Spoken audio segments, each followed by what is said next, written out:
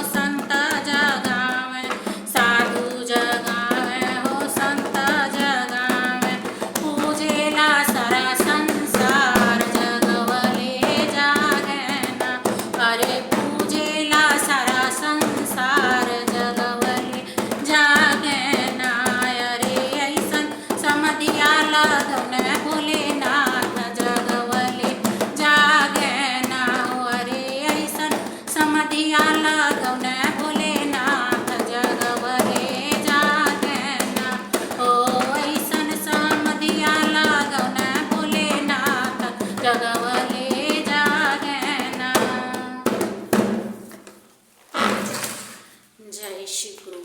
हर हर महादेव। जय भोलेनाथ। जय शिव गुरु। ये वीडियो देखे वाले जे भी गुरु भाई गुरु बहना देखता सबके ऊपर भगवान भोलेनाथ शिव के कृपा ऐसे ही बनल रहे। और सबसे हाथ जोड़ के प्रार्थना बा, कृपया करके जरूर से जरूर बताल जा कि गाना हम कैसन लिखले बाटी और कैसन गा रहल बाटी।